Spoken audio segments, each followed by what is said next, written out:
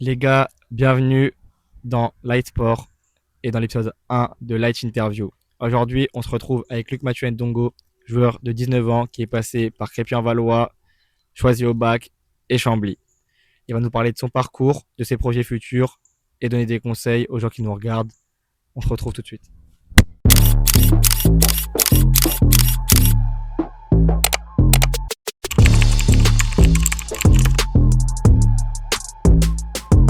Merci Luc d'être avec nous aujourd'hui. Merci d'avoir accepté l'invitation et merci d'être là pour répondre à mes questions. De rien, c'est un plaisir partagé.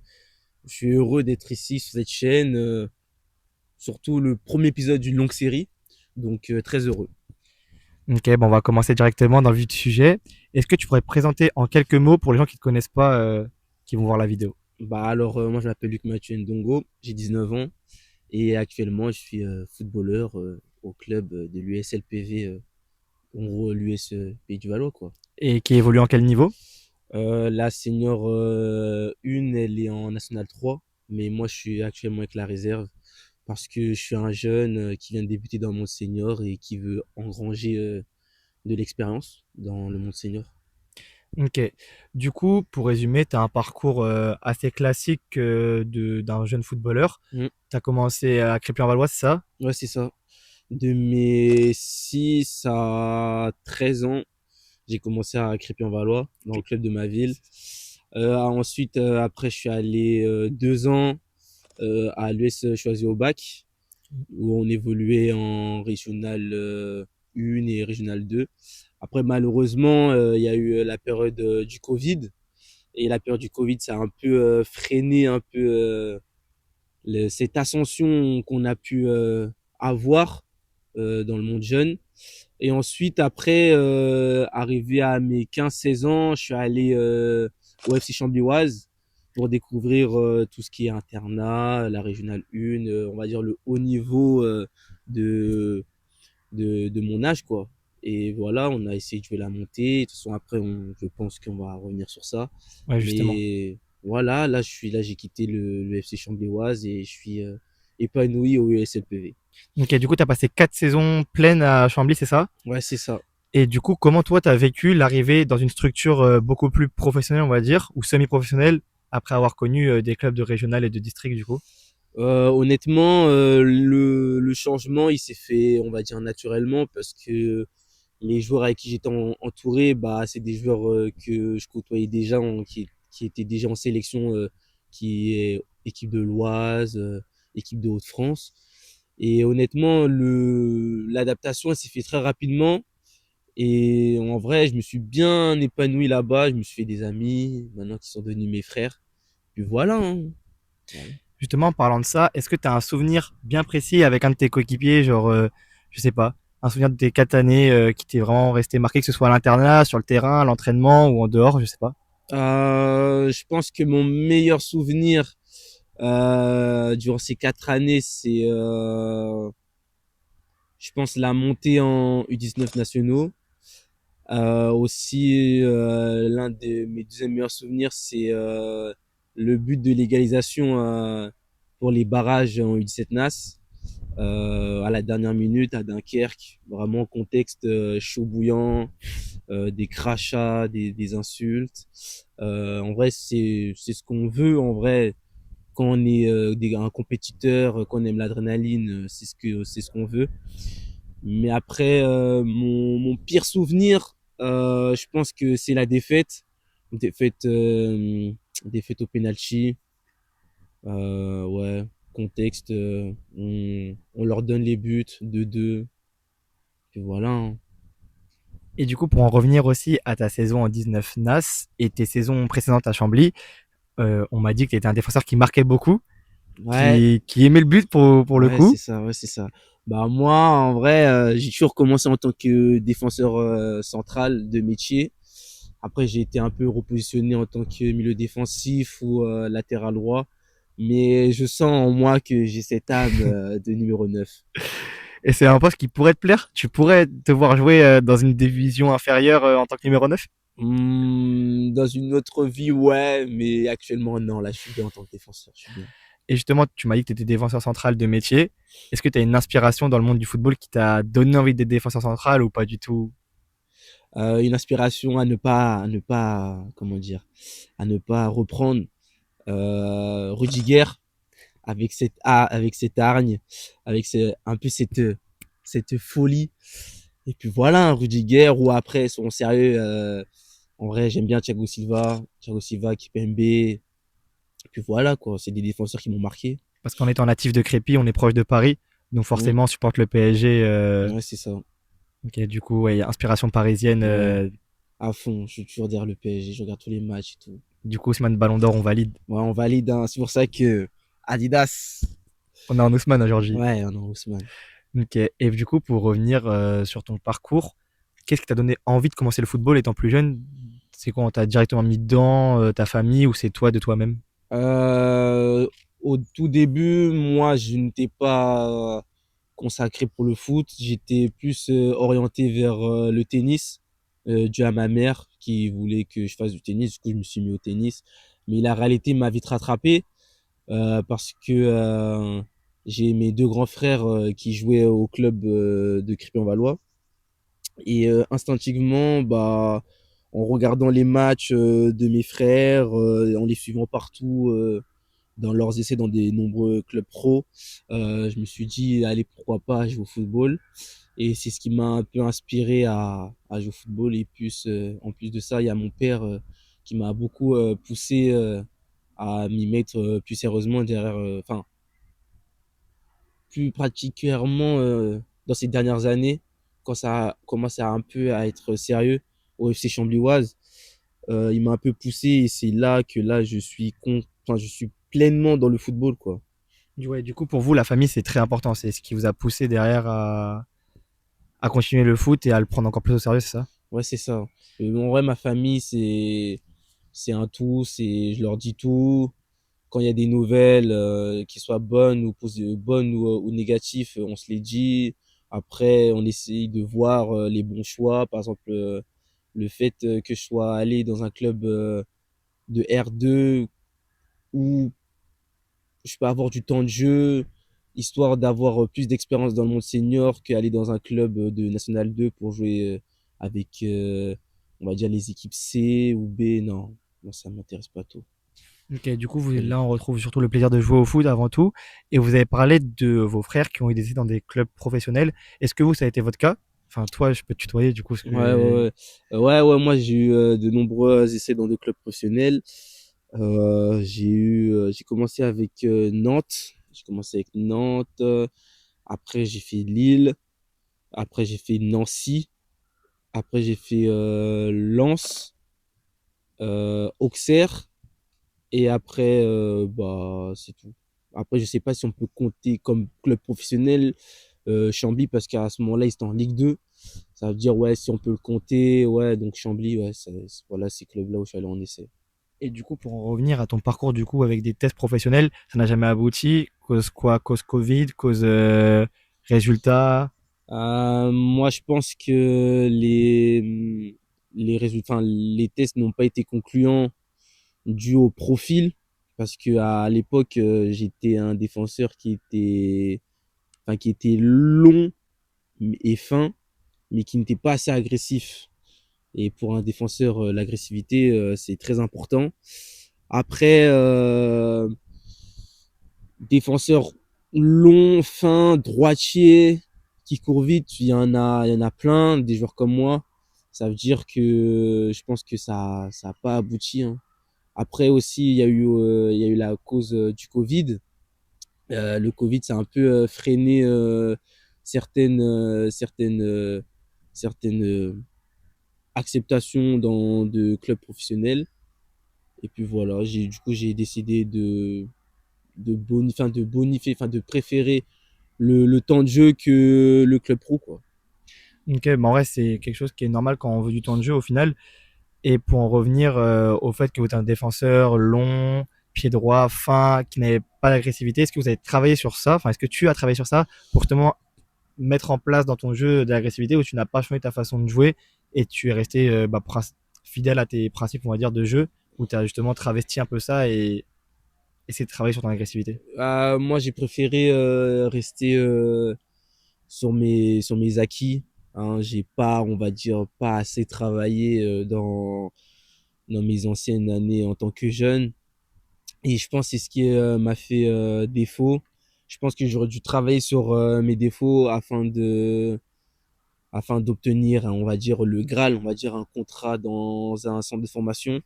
Mais bon, c'est pas une finalité, un centre de formation. Parce que si on regarde différents parcours comme N'Golo Kanté, Riyad Mahrez, c'est pas des joueurs qui ont brillé en les sélections jeunes. Donc voilà, je reste confiant et optimiste.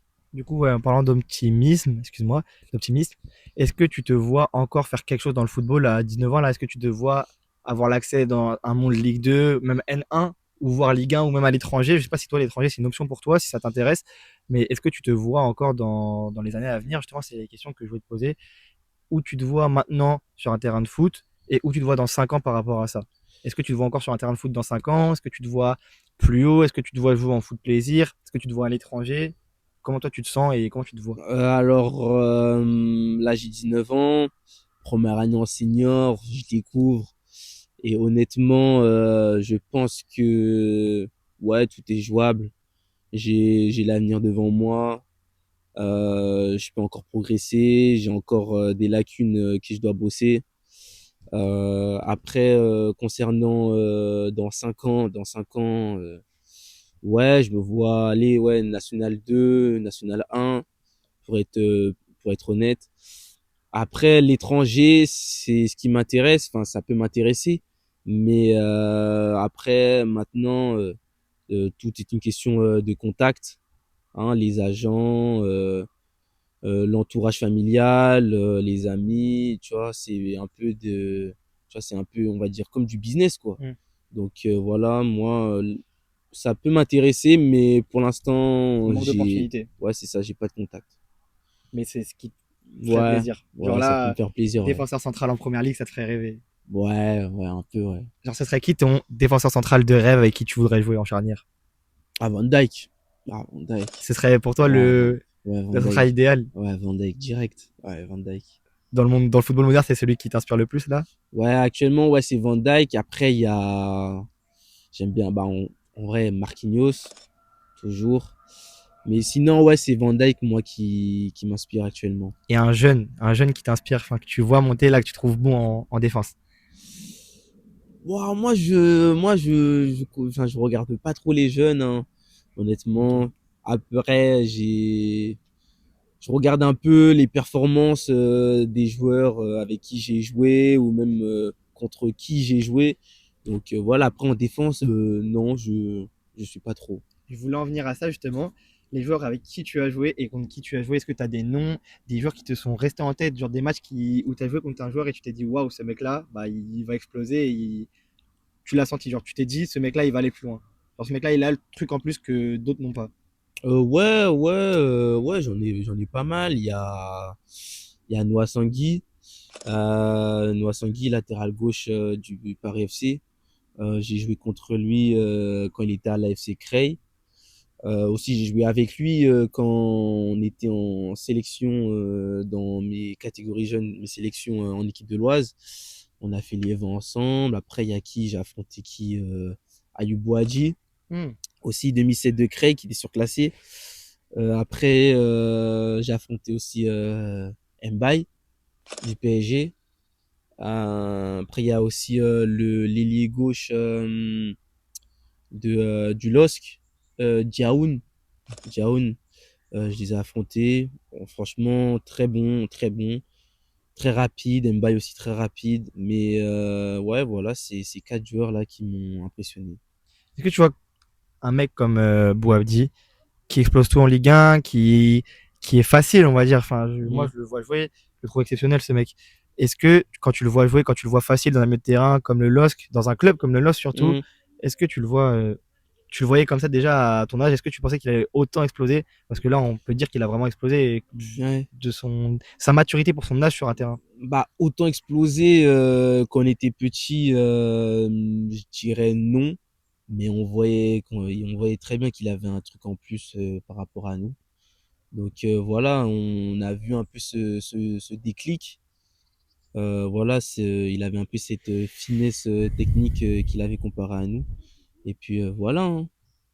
Moi, je le voyais pas exploser comme ça, surtout masterclass contre le Real de Madrid Hmm. l'année dernière. Donc voilà, félicitations. Mais moi, voilà. Surtout que c'est un gars du secteur, enfin, c'est un Mm. gars de votre région, c'est un de votre département, c'est fierté un peu au final. Ouais, fierté, mais bon, là, il a encore l'avenir devant lui. Donc on verra bien ce que l'avenir lui réserve. Et pour en revenir à ça, en parlant de fierté de ville, on a Lucas Digne qui a été formé à Crépy-en-Valois, Mm. qui a fait ses années jeunes à Crépy-en-Valois. Est-ce que pour vous, ça a été quelque chose d'important? Enfin, c'était quelque chose qui a marqué ou pas du tout? C'est quelque chose qui revient régulièrement au club ou... Ouais, il s'est revenu régulièrement au club parce que c'est le seul joueur qui a atteint le niveau professionnel, surtout qu'il a atteint le Graal, on va dire, avec l'équipe de France, Hmm. le FC Barcelone. Donc voilà, c'est un peu la fierté de la ville, quoi. Bah, c'est sûr. Et du coup, moi, je voulais revenir sur une question pour les plus jeunes. Est-ce que tu penses que les jeunes d'aujourd'hui, c'est plus facile pour eux d'accéder à des structures professionnelles, semi-professionnelles, au monde national en jeune, en centre de formation jeune, que toi à ton époque, où c'était plus facile à ton époque? Moi, je pense que durant mes années jeunes, ça a été un peu compliqué parce que surtout il y a eu le frein avec le Covid. Le Covid toujours, ouais. Mais ouais, je pense que c'est plus facile pour eux parce que maintenant, avec un agent, tu vois, avec l'agent, le profil, tu vois, c'est nettement plus facile pour eux pour atteindre un centre de formation. Mais après, comme je l'ai toujours dit, le centre de formation, ce n'est pas une finalité. Ouais, Donc voilà. Donc en vrai, faut rester, on va dire, concentré, avoir la tête sur les épaules surtout. travailler ses lacunes, être bien entouré, et puis voilà, hein. Parce que je pense que ça va le faire.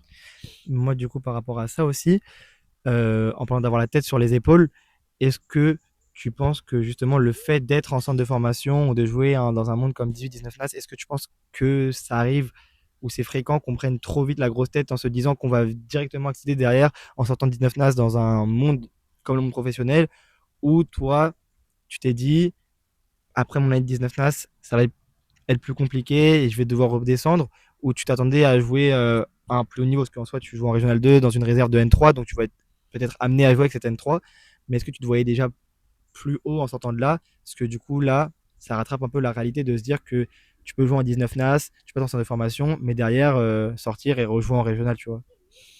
Moi, en sortant de 19 nationaux, moi, je me suis toujours dit que non, je vais pas atteindre, on va dire, un groupe national 2 ou national 3. Je suis toujours dit que pour l'instant, je fais étape par étape. Peut-être je gratterai des minutes dans des clubs, enfin dans des équipes de National 3 ou National 2, mais toujours avec cette réserve qui est compétitive, avec une bonne philosophie de jeu. Et puis voilà, hein, moi, j'ai jamais été un crack, jamais été ce joueur sur qui on peut compter dans les matchs les plus décisifs. Donc voilà, je suis plus un joueur d'équipe.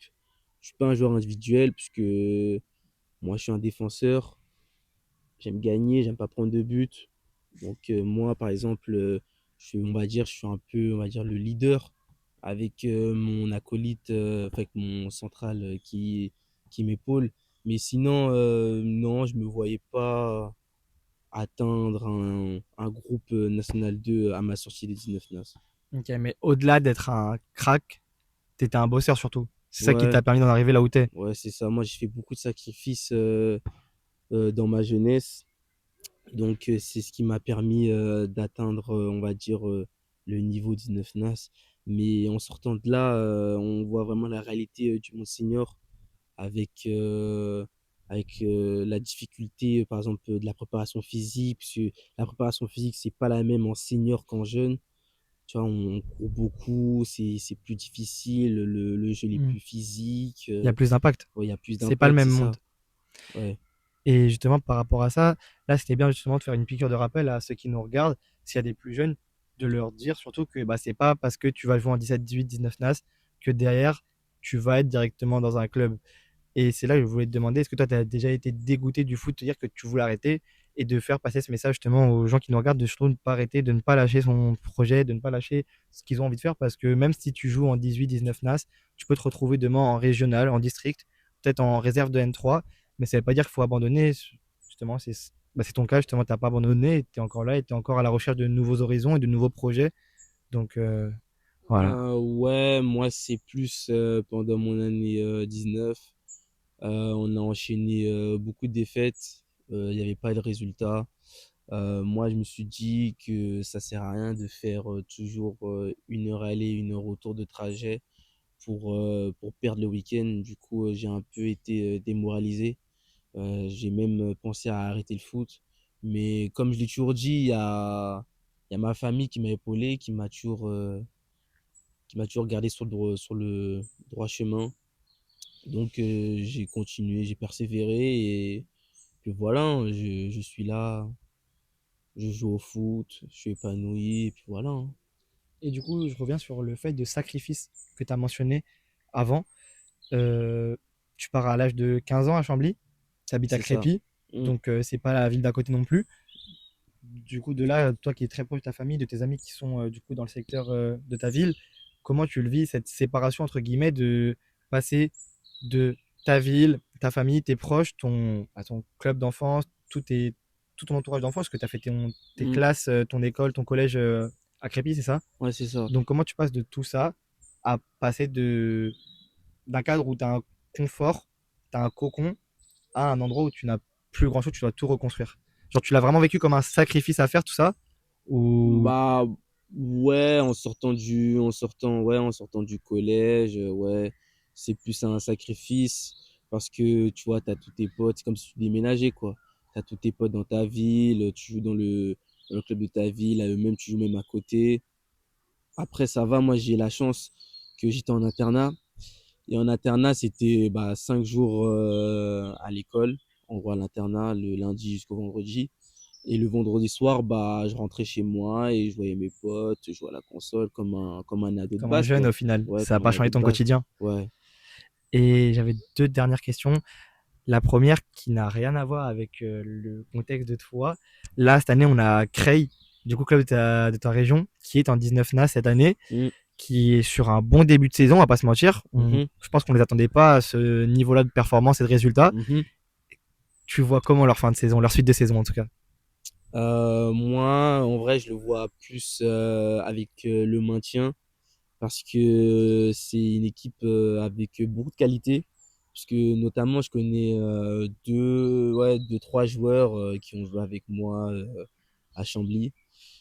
Pétri de talent et puis voilà, hein, moi je leur souhaite que du bonheur et j'espère qu'ils se maintiennent parce que honnêtement leur groupe il est plein de qualité. On va suivre ça de loin Mm. et de près aussi, je pense, parce qu'on ira. Enfin, vous serez peut-être amené à aller voir des matchs là-bas. Ouais, c'est ça. Et du coup, question par rapport justement à la 19 NAS, ça enchaîne. Je sais qu'il y avait ce principe d'étoile à la fin des matchs, Mhm. notamment l'année dernière, tout au long de l'année. Est-ce que pour toi c'était important d'avoir cette étoile? Est-ce que tu l'as déjà eu? Et je sais que l'année dernière, vous avez été confronté à des grosses équipes, type l'équipe du PSG, type. Comment euh, Vous avez joué contre Caen, vous Moi avez joué c'est à contre Troyes en Lille. amical, Ouais, vous avez c'est à joué contre Lille. Lille, vous avez joué contre QRM. Mhm. Donc vous êtes amené à jouer contre des réserves d'équipes pro, de clubs pro. Est-ce que pour toi, avoir l'étoile, avoir la reconnaissance d'un staff ou d'un club, d'une réserve, d'un club pro comme ça, est-ce que pour toi c'est une fierté ou tu t'en fichais totalement d'avoir une récompense individuelle? Ouais, c'est toujours important d'avoir l'étoile du match, notamment pour la visibilité, notamment si tu veux aller plus loin dans le football. Et pour aussi te faire un nom dans même le secteur, même dans ton club, partout. Et honnêtement, moi, non, j'ai jamais eu l'étoile. Moi, je pense aussi que il me manquait ce petit truc, tu vois, que, par exemple, que j'ai, on va dire, à l'entraînement, que je ne retrouve pas trop en match, parce que, tu vois, Tu joues plus libéré à l'entraînement, c'est pas ouais, c'est pareil. ça, en gros, on va dire, on dit toujours qu'il y a des joueurs d'entraînement et des joueurs de match, et des joueurs de match et des joueurs d'entraînement. Et honnêtement, moi, je pense que l'année dernière, j'ai plus été dans le registre d'un joueur d'entraînement qu'en match. Parce qu'en match, on pouvait pas trop se mettre en valeur, contrairement à l'entraînement. Donc en vrai, ouais, moi j'ai jamais eu d'étoile, mais en vrai, faut toujours rester positif dans la vie, parce qu'en vrai, c'est pas une finalité. Je pense que avec du travail et de la persévérance, je pense qu'on peut atteindre de nombreux objectifs. Et donc toi, ton objectif futur, c'est d'accéder à la N1 ou à la N2 d'ici 5 ans? Ouais, je pense, ouais, c'est un objectif, mais comme je l'ai dit, step by step, pour l'instant là, je suis bien. On va voir ce que l'avenir nous réserve, hein. Là, on est qu'en septembre, donc La saison va être longue, ouais, dans la tous les saison va cas. être longue, ouais. Et du coup, c'était un dernier message pour les gens qui nous regardent, que ce soit pour leur saison, pour leur projet, sur le fait d'abandonner, de croire en eux, que ce soit à n'importe quel niveau, que ce soit des joueurs de district, Mhm. régional, 19 NAS, de pas se voir trop beau, de pas se voir assez beau. Ce serait quoi ton petit message pour eux là? Moi, mon message, c'est de toujours garder les pieds sur terre, de rester concentré, parce que le football, ça va vite. Par exemple, le remplaçant de demain peut être titulaire, et après, de titulaire peut passer de la Ligue 1, alors que le mec titulaire peut faire la descente aux enfers. Donc, en vrai, ouais, garder les pieds sur terre, et puis voilà, hein. Ok, bah merci beaucoup en tout cas d'avoir été avec nous aujourd'hui, d'avoir répondu à toutes ces questions. De rien, c'est un plaisir partagé. Et j'avais une dernière petite chose à te demander. Est-ce que tu as une question pour le prochain invité? Je pense que je vais faire ça dans chaque concept. Je vais prendre la question de l'invité d'hier pour l'invité de demain. Ah, ça, c'est une très bonne question, là, je l'avais pas. Ouais, je savais pas briefer sur celle-là, c'était un peu. Je l'ai sorti comme Hum, ça. Est-ce que la famille enfin, est-ce que la famille a été un frein pour sa carrière? Ok, dans le sens dans son parcours, est-ce qu'il a Ouais, préféré lâcher sa famille oui, et... ouais. Ok. Bah merci beaucoup en tout cas. Et merci à vous d'avoir regardé la vidéo, d'avoir suivi. C'était le premier épisode d'une longue série qui va sûrement pas s'arrêter. On va monter step by step. Hum, Comme Luc, au final, dans son parcours footballistique, on va suivre de très près cette saison. ouais, Peut-être qu'il y aura un épisode 2 avec Luc, peut-être à la fin de la saison, pour faire un un débrief de sa bilan, ouais. saison, bilan de saison. Je pense que ce serait très intéressant de le faire. En tout cas, merci à vous d'avoir suivi la vidéo. N'hésitez pas à partager, commenter, liker. Et voilà, franchement, je sais pas waouh, je sais pas quoi vous dire de plus. Bah là, rendez-vous au prochain épisode, hein. Rendez-vous au prochain épisode. Merci famille.